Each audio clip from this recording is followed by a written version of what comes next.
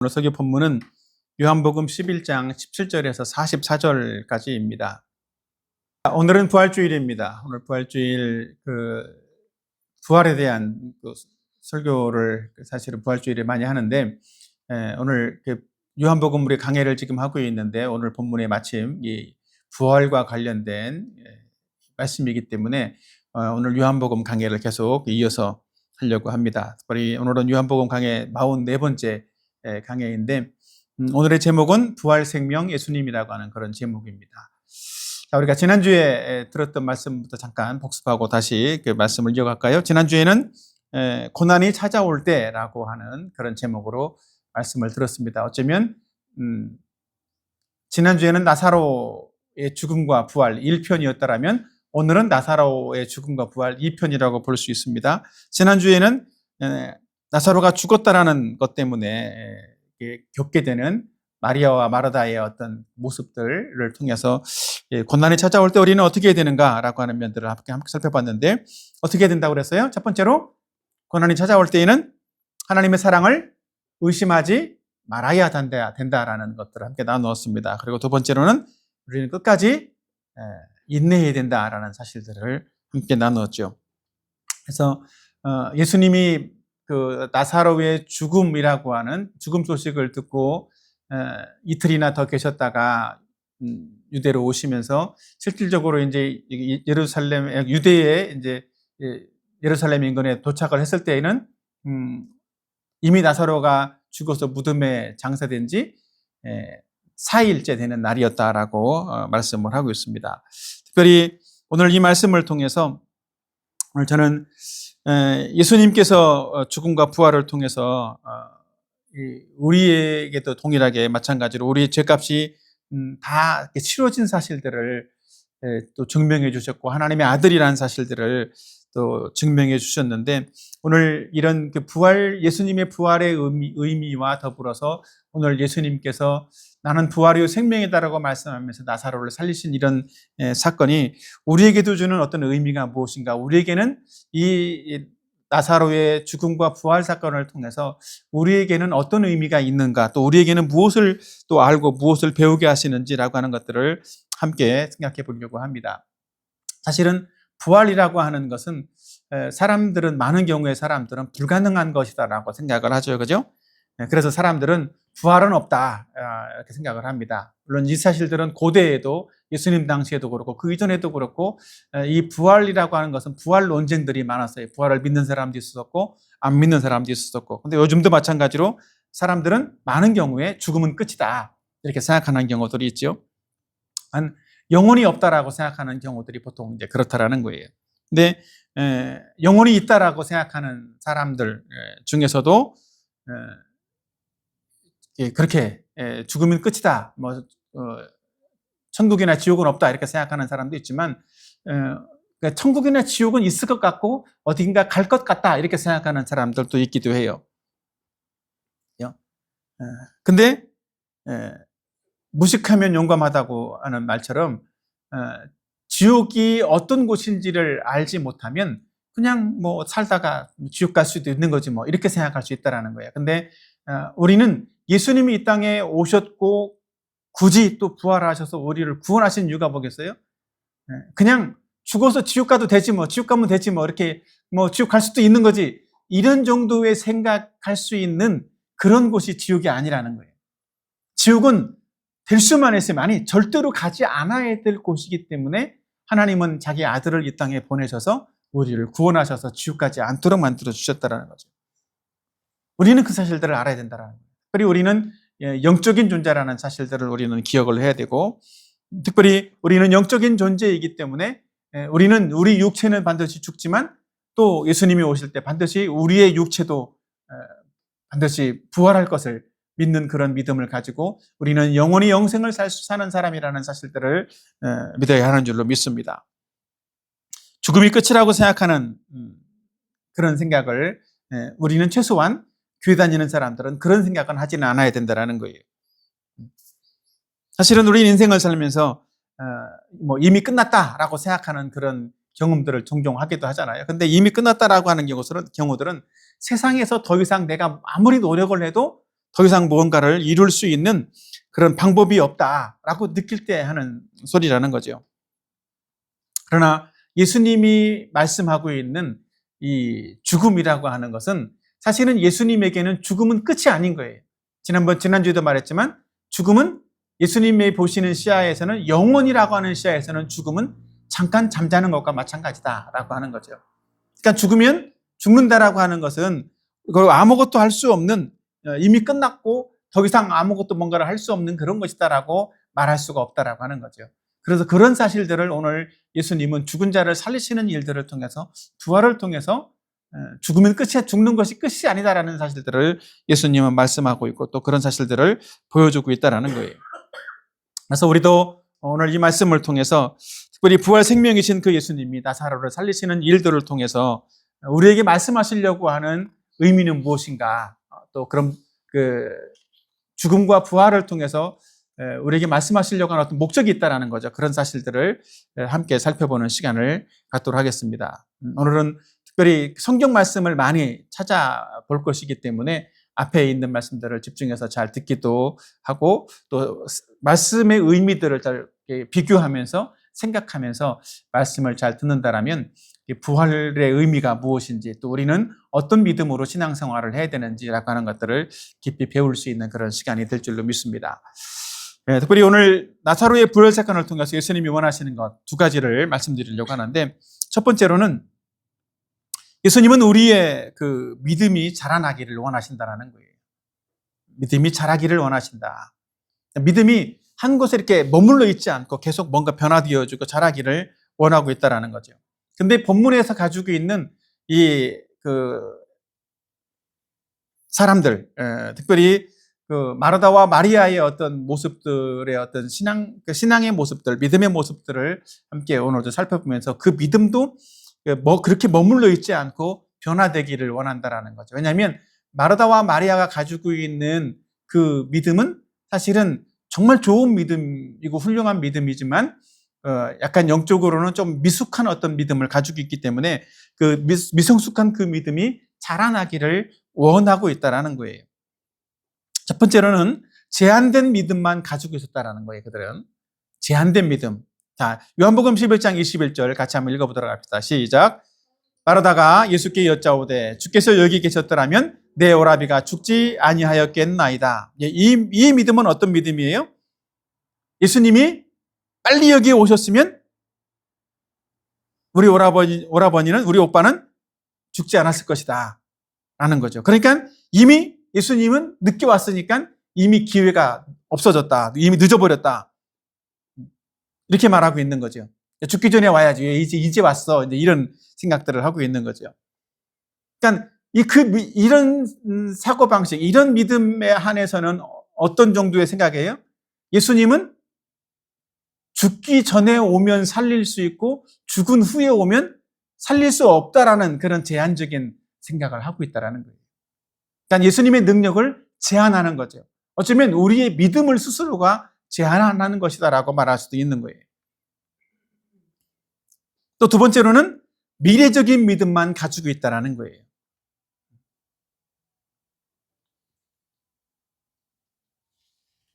자, 요한복음 11장 22절 같이 한번 읽어보도록 합시다. 시작. 그러나 나는 이제라도 주께서 무엇이든지 하나님께 구하는 것을 하나님이 주실 줄로 믿습니다. 예. 하나님이 이루어 주실 줄로 안다라고 했어요. 그죠? 그러니까 예수님께서 지금이라도 하나님께 기도하면 주실 것이다, 이런 믿음을 가지고 있다라고 분명히 이제 고백을 하고 있잖아요. 근데 그 말씀 바로 뒤에 다시 한번 그 말이 진짜인지 한번 살펴보도록 할게요. 23절, 24절 같이 읽어봅니다. 시작. 예수께서 이르시되 내 오라비가 다시 살아나리라.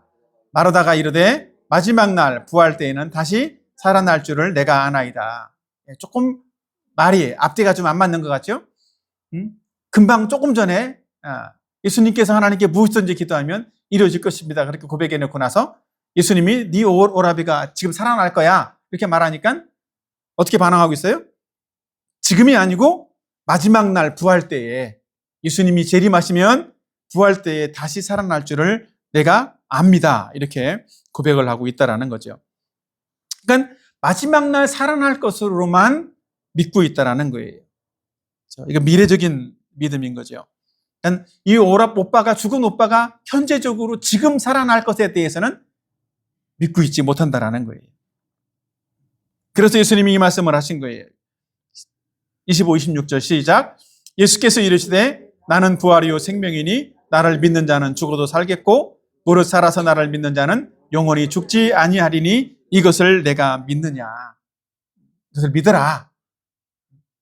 나는 부활이요 생명이다 라고 말씀을 하고 있다는 거죠. 여기서 특별히 나를 믿는 자는, 이 말씀은 뭐냐면 나는 부활이요 생명이요 라고 하는 이 그 문장 자체도 현재형으로 지금 말하고 있는 거예요. 나는 지금 현재 부활이고 생명이다. 그리고 뒤에 이어지는 나를 믿는 자는, 이것도 역시 마찬가지로 믿음의 현재성을 보여주고 있는 말이에요. 지금 믿고 있는 사람, 현재 분사형인데 과거에 믿었던 것이 지금도 계속 믿고 있는 그 사람을 말하는 거예요. 예수님을 과거부터 믿었고 지금도 믿고 있다. 그러면 그 사람은 계속 어때? 계속 믿고 있는 거예요. 그런 사람은 어떻게 된다고 그랬어요? 죽어도 살 것이다 라고 말씀을 하고 있는 거예요. 그런 사람의 육체는 설령 죽을지라도 어떻게 된다고? 다시 영혼은 죽지 않을 것이다 라고 말씀을 하고 있다는 거죠. 또한 살아서 예수님을 믿는 사람은 어떻게 된다고 그랬어요? 살아서 나를 믿는 자는 영원히 죽지 아니할 것이다 이렇게 말씀을 하고 있죠. 그죠? 살아서 예수님을 믿는 사람은 이 부활 생명을 갖게 되기 때문에 영원히 죽지 않는 그런 사람이 될 것이다. 영생을 가진 사람이 될 것이다 라고 성경은 말씀하고 있다는 거죠. 그래서 우리는 이 날마다 현재적인 믿음을 가져야만 하는 거예요. 우리의 믿음은 과거형의 믿음을 갖는 사람도 있어. 과거에 나는 이랬어. 과거에 대한 기도응답도 받았고 뭐 이러면서 과거적인 화석형이라고 말하기도 하는데, 그래서 박물관에서나 볼 수 있는 그런 과거형의 믿음을 가진 사람도 있지만 사실은 그건 좋은 것은 아니죠. 지금 믿어야지. 또 미래형의 어떤 믿음을 갖는 것도 결코 좋은 것은 아니라는 거. 물론 그것도 소망이고 그 미래형의 믿음도 좋은 것일 수도 있지만 그것만 가지고 있어서는 안 된다는 거예요. 그 믿음은 현재적이어야 된다는 거죠. 현재가 계속 이어져서 현재 믿는 믿음이 이어져서 미래로 이어질 수 있어야 된다는 거예요. 예전에 그런 얘기가 있는데 일본의 유명한 믿음의 사람 우찌무라 간조라는 사람이 있어요. 근데 그 사람의 일화가 예화로 나와 있는 것들이 있어서 찾아봤는데 그 사람이 살아있을 때 일본에 큰 가뭄이 생겼다라는 거예요.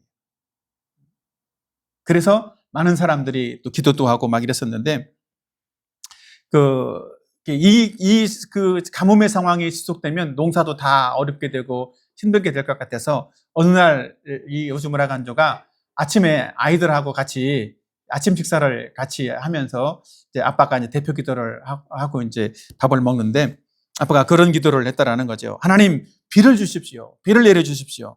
오늘 꼭 비를 내려 주십시오. 오늘 비가 올 줄로 믿습니다. 그렇게 하고 기도를 했다라는 거예요. 그리고 밥을 먹고 아이들이 이제 학교를 가는데 둘째 아이가 학교를 나가면서 아빠 우산 주세요 그러더라는 거예요. 근데 아빠가 생각하면서 아니 지금 이 가뭄에 해가 쨍쨍한데 무슨 우산이냐? 아이가 뭐라고 그랬겠어요?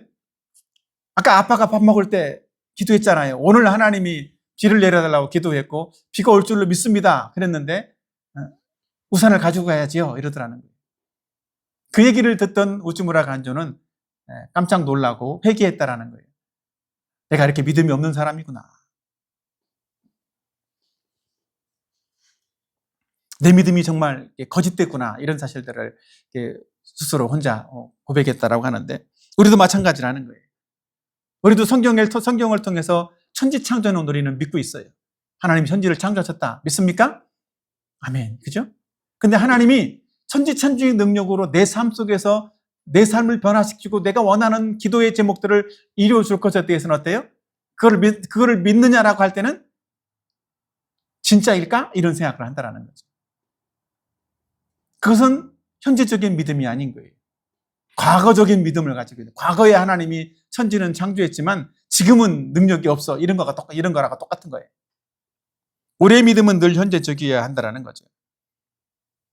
한 걸음 더 나아가서 이 나사로의 죽음과 부활의 모습은, 사실은 나사로의 이 죽음과 부활의 모습을 통해서 예수님은 우리의 모습을, 우리의 그 실존의 모습, 우리의 본질의 모습을 정확하게 보여줌으로써 우리의 믿음을 도와주시는 거라는 거죠.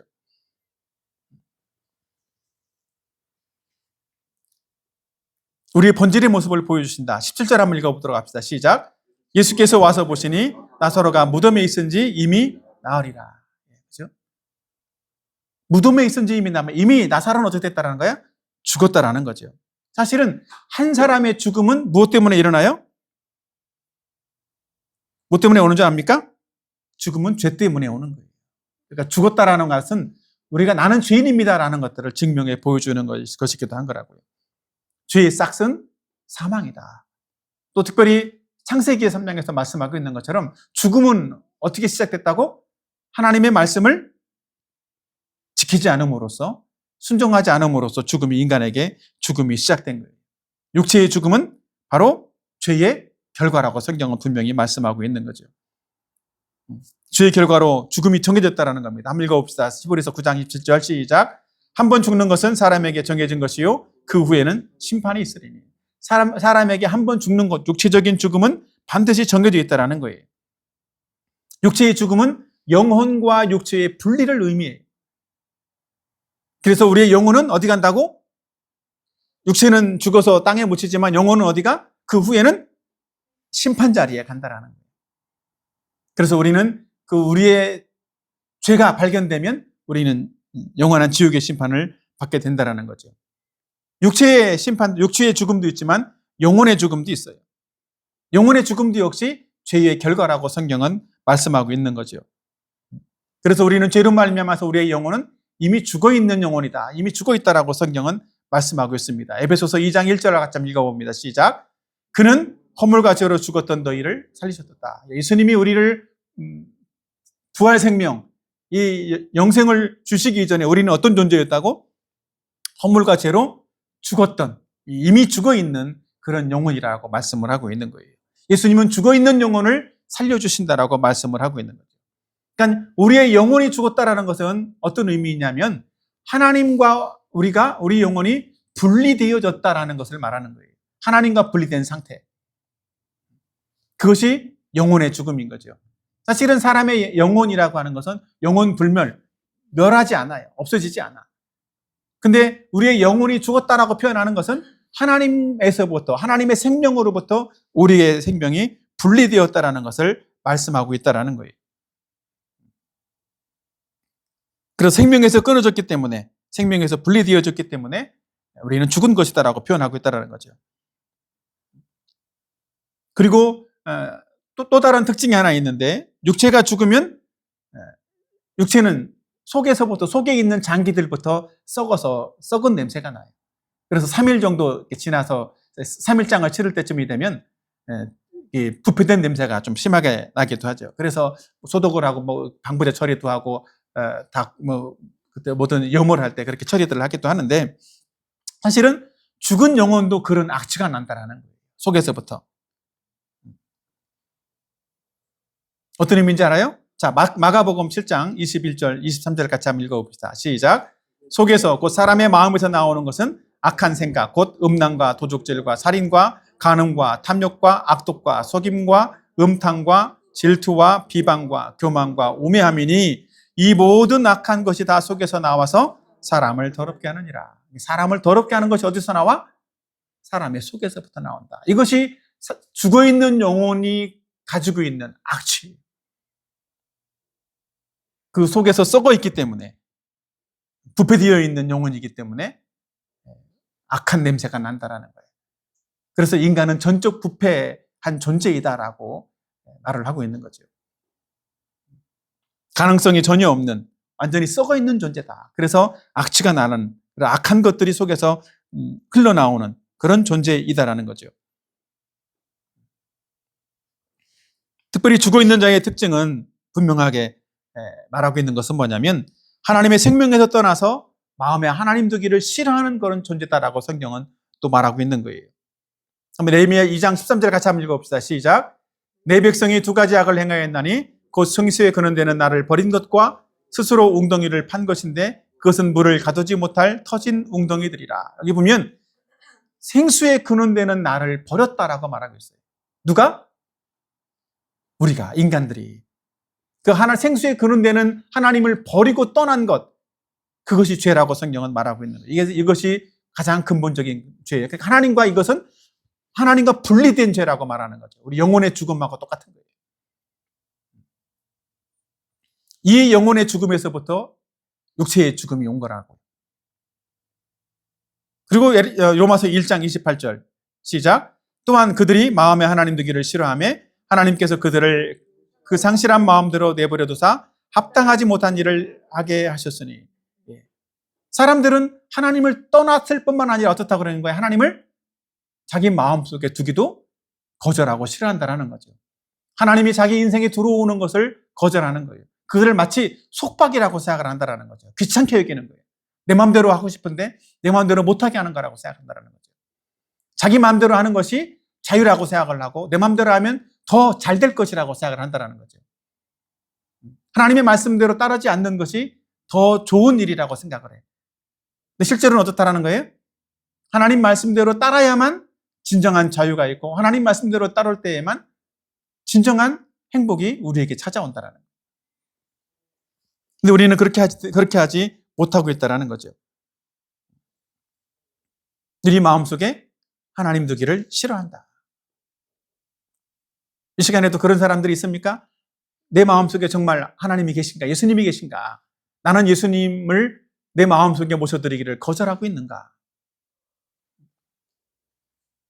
내 마음속에 하나님 두기를 거절하고 있는 사람은 그 마음을 돌이켜서 예수님을 내 마음속에 구세주와 주님으로 모셔드리길 바랍니다. 아멘. 그런 사람들이 되어야 되는 거예요.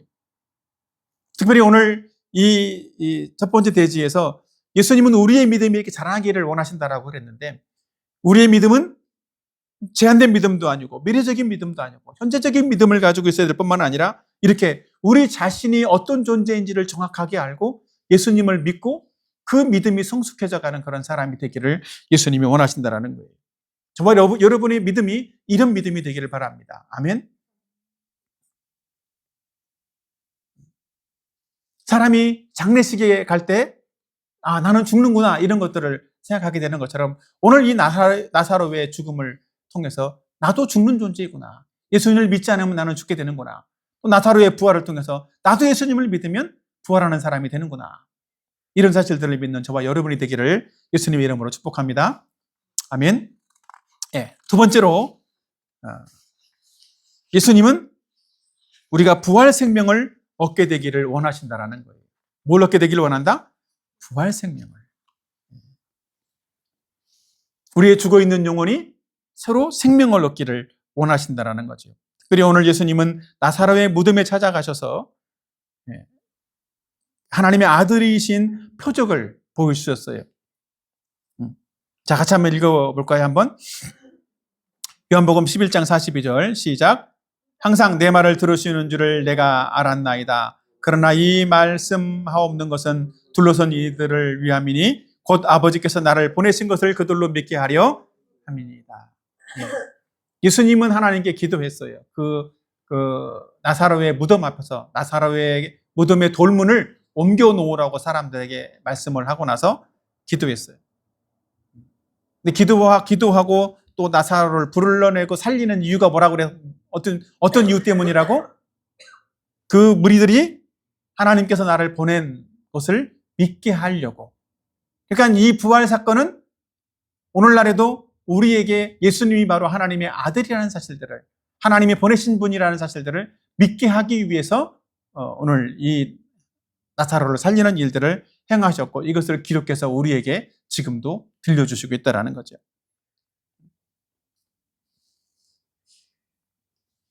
자, 요한복음 11장 39절 한번 같이 읽어봅시다. 시작. 예수께서 이르시되 돌을 옮겨 놓으라 하시니 그 죽은 자의 누이 마르다가 이르되 주여 죽은 지가 나흘이 되었음에 벌써 냄새가 나나이다. 여기 보면 마르다는 뭐라고 그랬어요? 이미 사흘이나 지났기 때문에 냄새가 나고 있습니다. 썩은 냄새가 날 정도로 가능성이 없습니다. 그런 상태에서 인간의 보기에는 전혀 불가능하지만 하나님의 능력으로는 가능하다, 불가능하다? 가능하다라는 사실들을 말씀하고 있다는 거예요. 자, 11장 43절, 44절 같이 한번 읽어봅시다. 시작. 이 말씀을 하시고 큰 소리로 나사로야 나오라 부르시니 죽은 자가 수족을 배로 동인 채로 나오는데 그 얼굴은 수건에 쌓였더라. 예수께서 이르시되 풀어놓아 다니게 하라 하시니라. 아멘.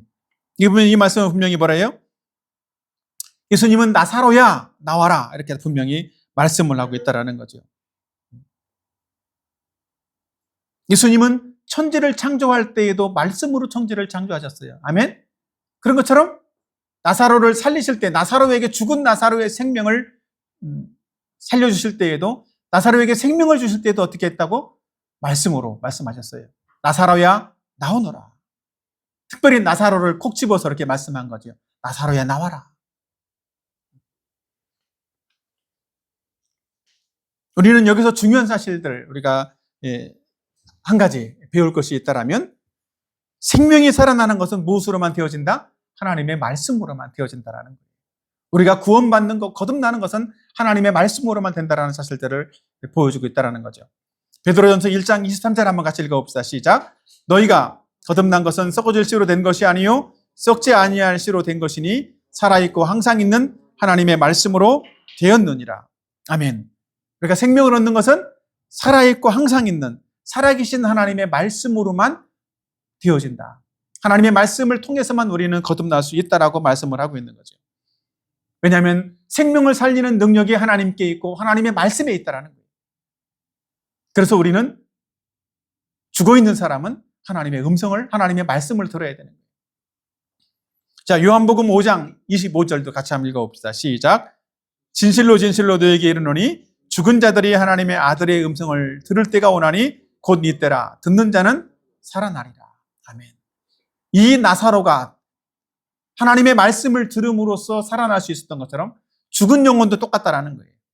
죽은 자들이, 죽어있는 영혼들이 하나님의 아들의 음성을 들을 때가 있다. 언제? 복음을 통해서. 복음을 듣게 될 때, 또 성경 공부를 하게 될 때, 그럴 때 살아나게 된다라는 거예요. 하나님 말씀을 듣지 않고도, 성경을 공부하지 않고도, 복음을 듣지 않고도 구원받을 사람은 없는 거죠. 자, 로마서 10장 14절 말씀 같이 한번 읽어볼까요? 시작. 그런즉 그들이 믿지 아니하는 일을 어찌 부르리요? 듣지도 못한 일을 어찌 믿으리요? 전파하는 자가 없이 어찌 들으리요? 그러니까 들으려면 어떻게 된다라는 거예요? 누군가 전해주는 사람이 있어야 된다라는 거예요. 전해주는 사람이 있어야 듣게 되고 믿을 수 있다라는 거죠. 하나님의 음성이 들려지는 것은 누구를 통해서? 나에게 복음을 전해주는 사람을 통해서.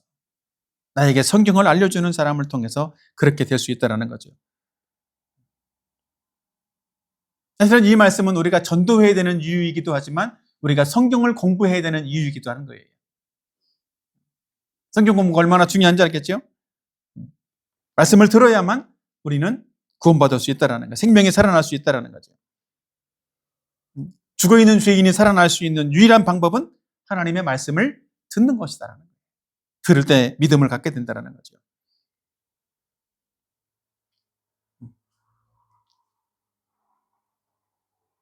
자, 로마서 12장 3절도, 고린도전서 12장 3절도 같이 한번 읽어봅시다. 시작.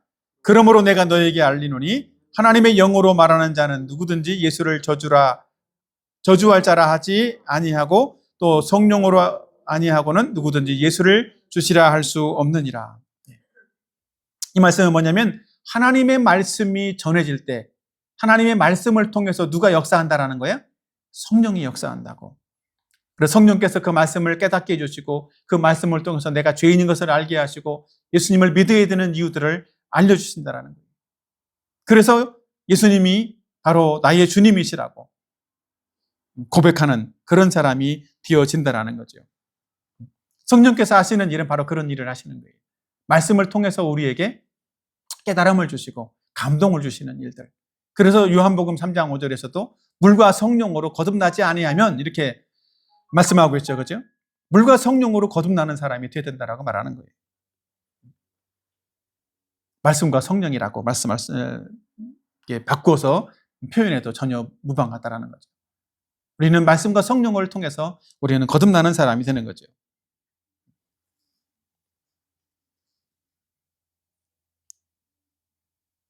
더 나아가서 예수님은 지금도 우리에게 믿음을 통해서 생명을 주시길 원하신다라는 거예요.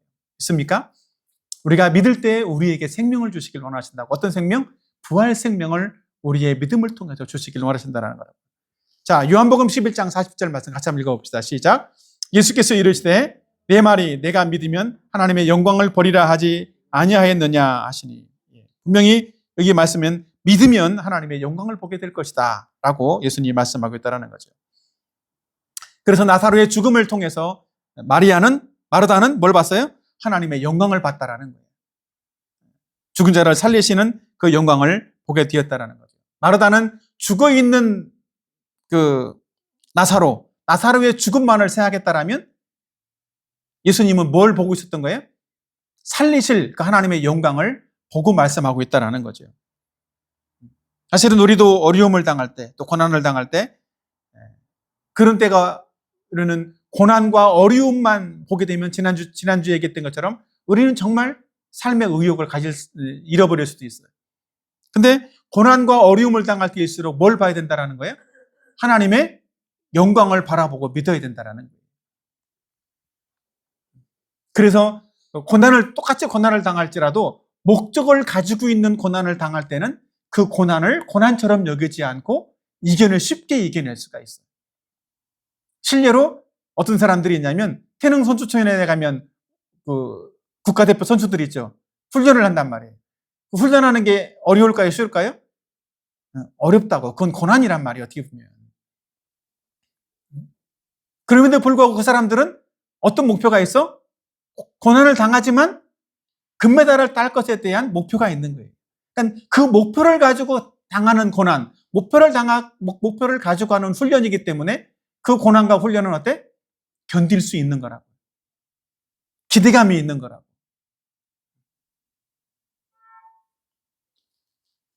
우리도 그래서 목적을 가진 그런 훈련을 한다라고 하면 우리의 고난도 능히 이겨낼 수 있는 거라는 거죠. 그래서 예수님이 나에게 보여주실 영광을 바라보고 믿는 사람은 반드시 고난을 통해서도 기쁨을 얻게 되고 고난을 통해서 분명히 그 하나님의 영광을 보게 되는 것입니다. 아멘. 특별히 나사로의 이 부활은 예수님의 부활과 또 우리 자신의 부활까지도 예표하고 있는 거예요.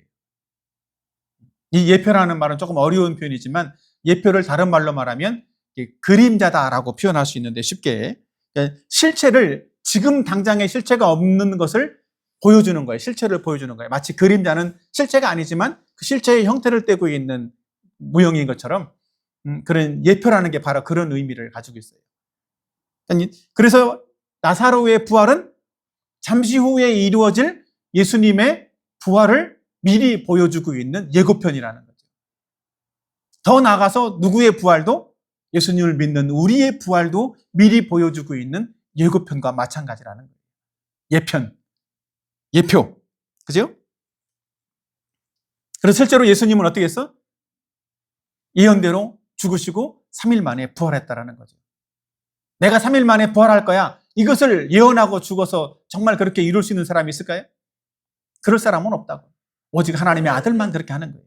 하나님만 그렇게 하실 수 있는 거라고. 내가 죽었다가 살아날 거야.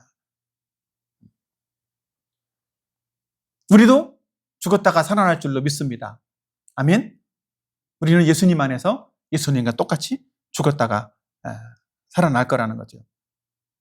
자, 로마서 1장 4절 한번 같이 한번 읽어보도록 하겠습니다. 시작.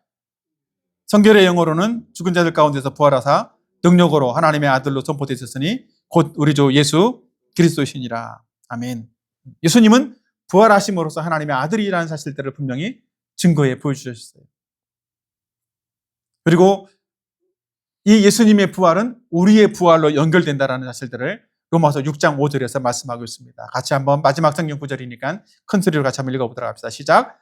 만일 우리가 그의 죽으심과 같은 모양으로 연합한 자가 되었으면 또한 그의 부활과 같은 모습으로 연합한 자도 되리라. 예수님의 부활과 같이 연합한 자가 되었으면, 그러니까 예수님이 십자가에 못 박혀 죽었을 때 바로 그 십자가의 죽음이 나의 죽음, 나의 죄 때문에 죽는 죽음이라는 사실들을 믿는 사람이라면 예수님의 부활과 함께 우리도 예수님의 부활과 같은 모습으로 연합되어져서 우리도 부활하는 사람이 된다라는 거예요. 우리는 이미 그래서 우리의 영혼은 이미 죽었다가 살아난, 우리 영혼은 부활한 생명을 가지고 있는 것이고, 우리는 더 나아가서 우리의 육체도 예수님이 다시 오실 때, 예수님이 재림하실 때 우리의 육체도 설령 죽을지라도 이 부활의 몸으로, 새롭게 부활 생명을 가진 몸으로 새롭게 부활할 줄로 믿습니다. 아멘. 우리는 그래서 그런 부활 생명, 또 부활 신앙을 가지고 살아가는 거예요. 우리를 위해서 보여주신 이 나사로의 죽음과 이 부활은 예수님의 죽음과 부활뿐만 아니라 우리에게도 적용되어져서 우리의 죽음과 부활에도 이루어진다는, 연결되어진다는 사실들을 믿고 우리는 분명히 부활할 사람이다. 우리는 이미 부활 생명을 가진 사람이다. 라는 그런 믿음을 갖는 저와 여러분이 되기를 바랍니다. 아멘. 예수님은 부활이시고 생명이신 줄로 믿으시길 바랍니다. 아멘. 우리는 이 부활주일에 그 사실을 분명히 믿고 넘어가야 돼요.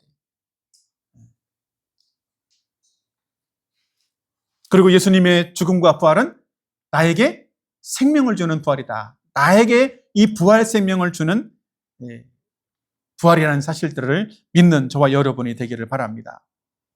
죽어있는 나에게 이 부활 생명을 주실 수 있는 유일한 분은 누구다? 예수님이다 라는 사실들을 기억하길 바랍니다.